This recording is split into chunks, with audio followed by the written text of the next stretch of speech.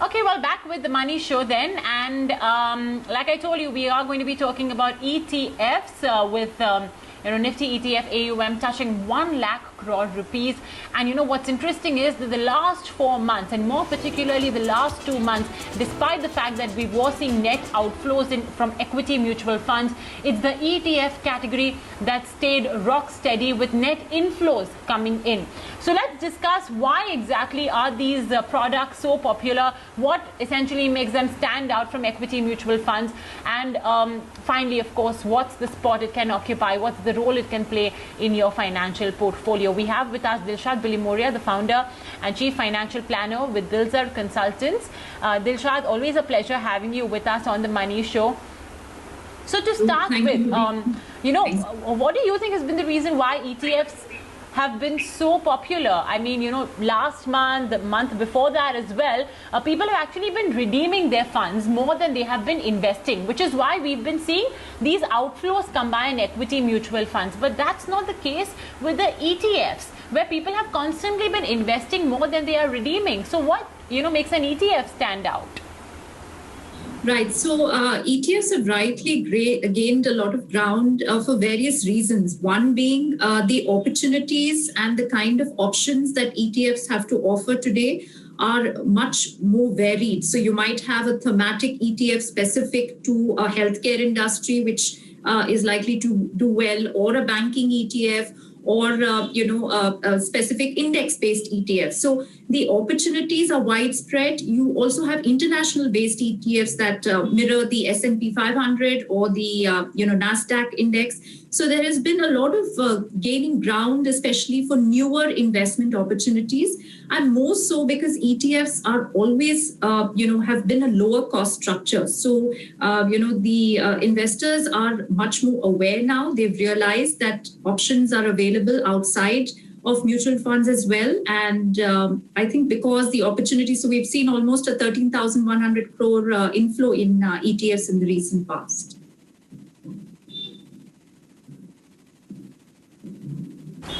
Okay.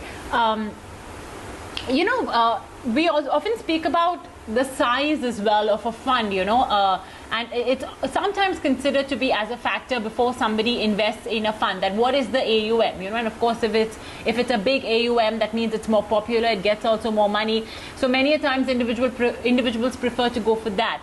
ETFs have grown 26x in the last 5 years, but it's important to understand that it started off on a very low base. So would the size of 1 lakh crore rupees be something that you would, sort of put a lot of emphasis on, or consider that, when you're making any sort of investment decision, or it's just simply a number that, one must just mark it as, okay, great, it's, touched a milestone? No, I think the increased volumes and demand is actually creates liquidity for the markets of ETF kind of investing. So it's better if there is more liquidity, and otherwise the market maker needs to step in and create that amount of liquidity. So it's good in a way that the liquidity is increased, the demand is increased. And, unlike mutual funds, open-ended, where the fund company buys back, here it's, a market checker maker kind of option. So it's actually a healthy play where, you're creating liquidity and there is a buy-sell option between players. Okay. Now an ETF it's a passively managed fund. So we don't really have a manager constantly making changes, to the fund, depending on, how he believes the market could move, or having to do some extra stock picking. How do you pitch, an ETF versus a fund where the manager is actively managing it, which means he's constantly looking for opportunities or for stocks which, he or she thinks is a great addition to the portfolio, or rather to the fund? How would you sort of pitch the two against each other? What would be the drawbacks or the advantages of each versus the other? Right. So, Mobina, this is a worldwide debate, active versus passive investing. And, there are statistics that are showing that passive investing is really taking on very well. It's really actually moved on in the US very well. and overseas market, and it has moved up as well in India. The good thing is that when it's an index based, you don't really need the active fund management expertise of a fund manager. So you would be buying the underlying index. So if it's a bank ETF, you would be buying the underlying bank, Nifty, the bank stock index, or if it's a Nifty based, you buy a Nifty based underlying. The only issue is the tracking error, which most of the fund managers try to minimize as much as possible. Having said that, there is definitely more active interest towards passive investing because the costs are much lower, and investors are actually earning better returns because of lower fund management charges as well.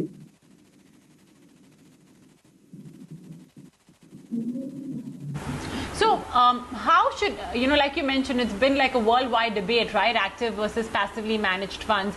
How should an investor, retail investor, essentially decide how much of what fund to take? There are definitely more in the actively managed space than there are in the passively managed space. But yeah, do you advise that there should be a certain percentage of, one's mutual fund portfolio that should be kept aside for ETFs, whether in equity or in debt? Yes, absolutely. I think going forward, there are people who are realizing that, active fund management is sometimes not doing as well as passive fund management. And definitely as part of one's asset allocation, it's important to have both active and passive strategies. It's important to diversify across sectors, across industries, across geography. And you might get some of the best opportunities overseas in international markets by investing in ETFs. You get some of the best options in India as well by investing in ETFs. So, you're getting the best of both worlds in terms of asset allocation, diversification, and low-cost, fund management.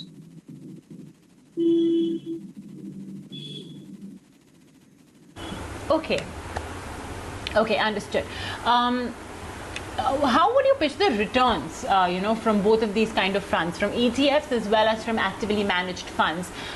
We have heard this, complaint, or however you would call it, that, even though we are paying higher, fund management fees in an actively managed funds, the alpha has been a little weak, that's been generated by these actively managed funds, especially in the last couple of years. So how would you pitch the two funds from a return perspective? Well, that's again a debatable question, Movina, but I wouldn't be able to comment specifically on active performance versus passive. But I think it's important that the fund manager follows the mandate of the scheme and delivers an alpha, which is has been difficult in the last 1.5 to 2 years for various reasons. And to add to that, the fund management charges are also there. So, there has been underperformance on some fronts in some categories and not all. And because of the growing interest of investment options also in ETFs, I think that is something that's gaining ground in the recent past. So Dilshad, now we have an ETF for almost every index on the NSE. You have obviously the very popular Nifty 50 ETF, but then you have a Nifty Mid Cap ETF, you have a Nifty 250 ETF, all these kind of ETFs that are associated with a broader end of the markets as well. So if one has to sort of make a decision that, okay, should I invest in XYZ's small cap fund, or then, in XYZ's Nifty small cap ETF? Similarly, for a large cap versus the Nifty 50 ETF, mid cap versus the Nifty 50 ETF, you have even an ETF for banking. How would you advise them around this bit?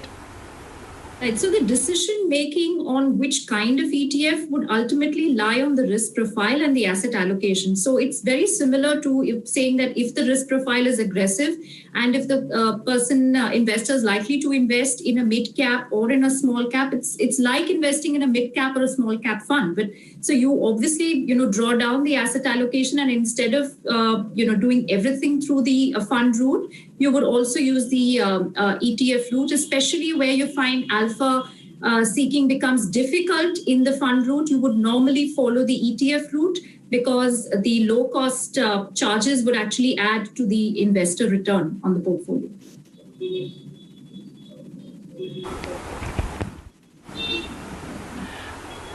You know, there is one jargon involved when it comes to ETF, and that's called tracking error. Could you sort of break that down for our viewers, Dilshad? Right. So every ETF basically invests in an underlying objective, an underlying theme.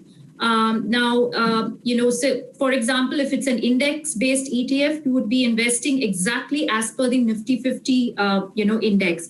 However, when the fund, invests, or the ETF is investing in a Nifty strategy, they might not be able to get the exact quantity of, stocks and shares that are available in that proportion on any given day for various reasons, demand, supply. So if this is minimized as much as possible, then the tracking error is low. And if the tracking error is low, it's better to the investor, because you're trying to mirror that underlying index and follow the objective of that underlying theme as close as possible. As the tracking error increases, the investor tends to lose out because the cost therefore goes up.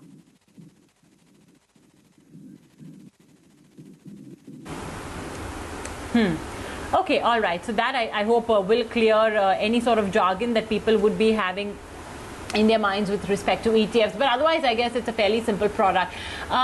You mentioned about a risk profile in the answer prior to this, and you mentioned that, okay, if you think, that maybe a mid or a small cap fund perhaps, gets a little too risky for you, or you don't believe, of course, there's this alpha generational capability by the manager, then you go for an ETF.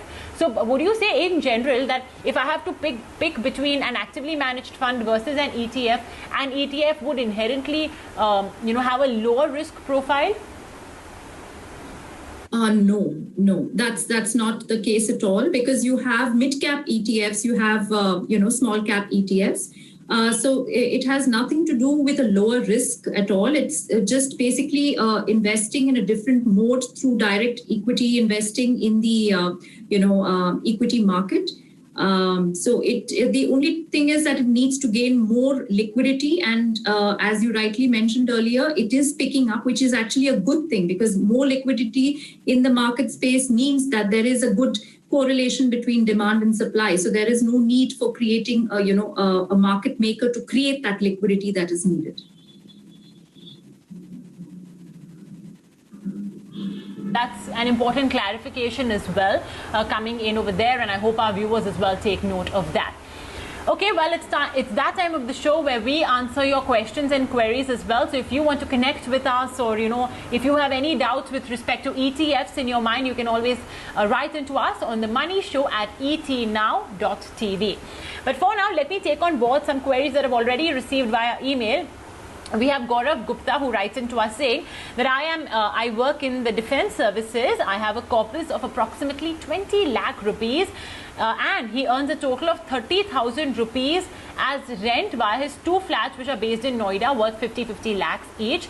But he also is paying down on a home loan of 20 lakh rupees, and his takeaway salary after EMI, PF, taxes is 1.65 lakhs. Monthly expenditure 30,000 rupees, which is including the fees of his 2 children, and he wants to retire in 5 years. He has 2 funds. There's 5,000 rupees in Axis Midcap Growth and ABSL Advantage Growth, and there's another 15,000 rupees going in the Defense Services Provident Fund. Further, he says he'll obviously get pension as well, since he's in the defense services, of 1 lakh rupees. He'll get another 80 lakh rupee lump sum, which is quite a good amount. And that's on retirement that he's going to get, which is again a very handsome sum. He's taken an SBI term plan life insurance of 50 lakhs. That's a great thing to do, and it's the medicals as well are covered for his family, so he's sorted on that. He's got an 18-year-old son and a 13-year-old daughter. He also has, by the way, another 7 lakh rupees invested in equity. So he's got a lot going on, basically. Oh, and he also wants to know how should he invest the 80 lakh rupees commuted pension. So, by the way, that makes a total of 1 crore as corpus that he has with him to simply invest, because 20 lakh rupees plus he's going to get that commuted pension in 5 years when he retires. So that's 1 crore rupees, and then he's going to retire. He'll get a pension as well of 1 lakh rupees. So Dilshad, I think he's doing pretty okay. His son as well is 18, and his daughter, will turn 18 by the time he graduates. He retires. but he just has two funds going on for him.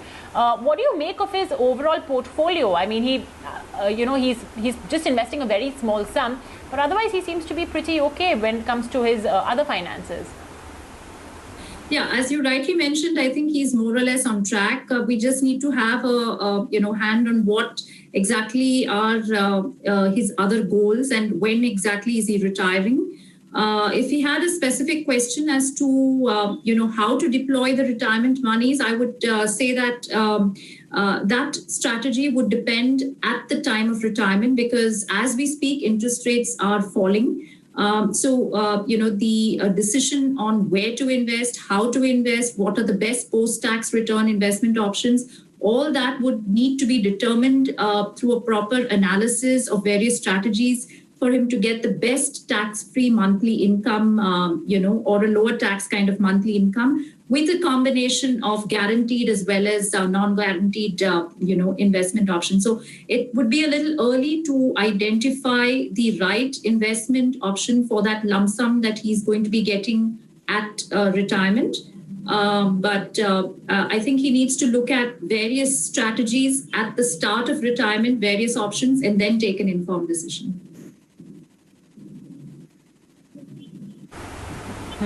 Well, yeah, it's still 5 years later that he's going to get that commuted pension of 80 lakh rupees, and it's a big sum. It's not like he has the 80 lakhs right now. He's going to get it later.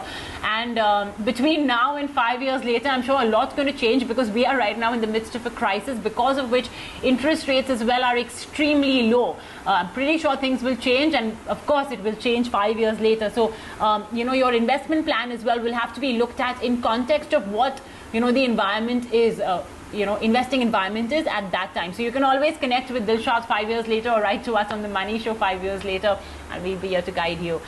Okay.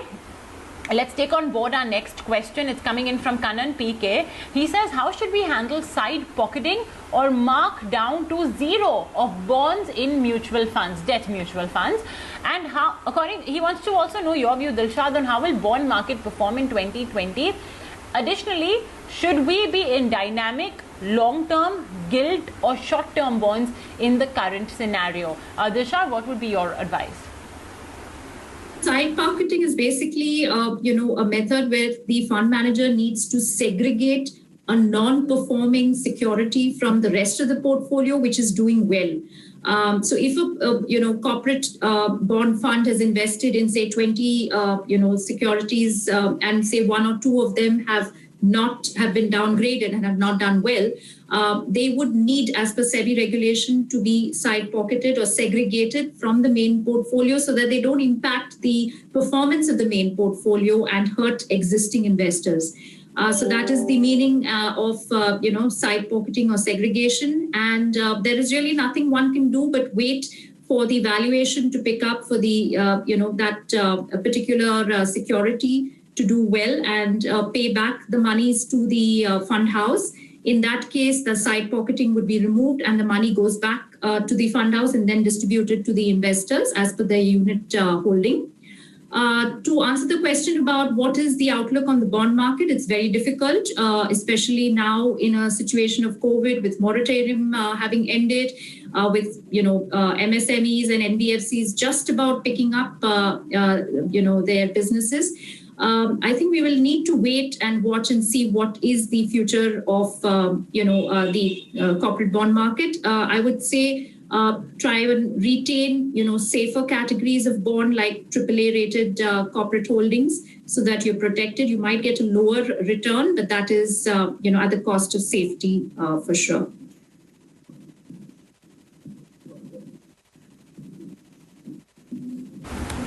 Okay, so that's the recommendation coming in, Kanan. I hope you've taken note of that. Okay, I guess we have time for one last query for the day. It's coming in from RK Gupta. He says, I'm 75 years old. His total savings are 50 lakh rupees and all of it is invested in various mutual funds and is the only means of survival for him, which means whatever income he earns from mutual funds, perhaps, and I'm sure it's in the form of dividends, that's essentially what he uses to survive on. Now 40% is in equity funds. Out of that, half is in balanced funds. He has 50% in debt funds, 10% in liquid funds. Now he wants to know if he should get out of all mutual funds to at least protect what's left on date, or if he wants to know which category he should get out from. Apart from the fact that half is in balanced funds, he hasn't exactly mentioned which are the categories of the equity funds or debt funds that he's invested in. But Dilshad, he's got 40% in equity funds. As a 75-year-old, do you think that it was perhaps a little too adventurous to be putting 40% of your funds in something that is so inherently prone to volatility, as we saw in the year 2020? Where did Mr. Gupta go wrong, and what would be the future course of action you would advise him to take?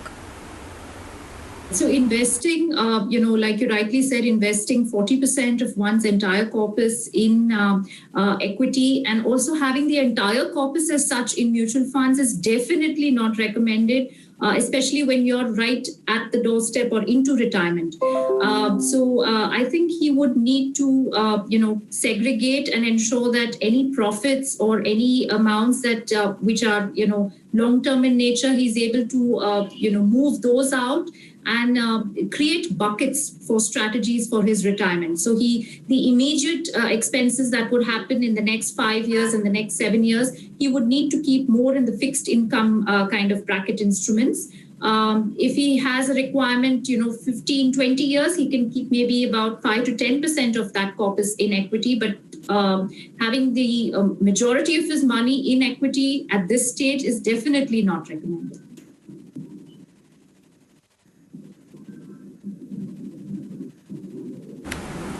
All right. Well, that's of course, some learning lessons as well, especially for those who are. Actually, this is a learning lesson for everybody, regardless of your age. That when you are on the verge of retirement or into retirement, it may not be the best idea to put all of your money in mutual funds. So even when you're planning for your retirement, keep that in mind. Dilshad, it was such a pleasure having you with us today to discuss this very, very newsy topic of ETFs, which has, been grabbing a lot of eyeballs with the Nifty 50 AUMs now crossing 1 lakh crore rupees. And the fact that its popularity hasn't diminished even amidst these times when we are witnessing more and more investors redeem their equity mutual funds. Okay, well, on that note, we will take a very short break right here on the show. But when we return, you can buy your next insurance policy by just being a video call away. How, you may ask? Well, the IRDAI has allowed that to happen. So stay tuned for a conversation on that.